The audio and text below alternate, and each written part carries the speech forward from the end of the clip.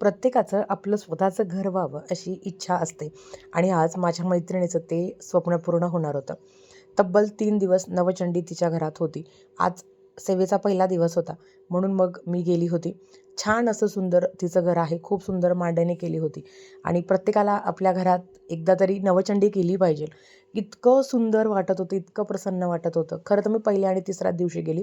दुसऱ्या दिवशी काही मला जायला जमलं नाही. आता हे गुरुजींना किती सुंदर गाणं म्हटलं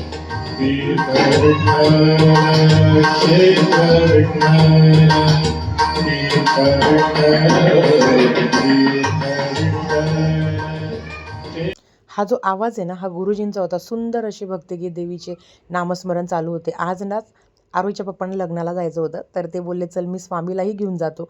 मग काय ते त्याला घेऊन गेले आणि मला तेवढीच अर्धा पाऊण तास शांतता. मग काय स्वामी गेल्यावर ठरवलं की गुळ आणि रव्याचा केक करूया. पहिल्यांदा केला पण खूप यम्मी खूप छान झाला होता. म्हणजे कुठल्याही प्रकारची साखर नाही, मैदा नाही. फक्त गूळ, रवा आणि बाकीच्या काही वस्तू होत्या त्या टाकून छान असा केक केला. केक होईपर्यंत, कारण केक म्हटलं तर बराच वेळ लागतो, तर तो केक होईपर्यंत मग मी जेवण करून घेतलं. पिक्चर चालू होता, जरा पिक्चरही बघितला, टाईमपास केला. पिक्चरचं नाव होतं राजा हिंदुस्तानी.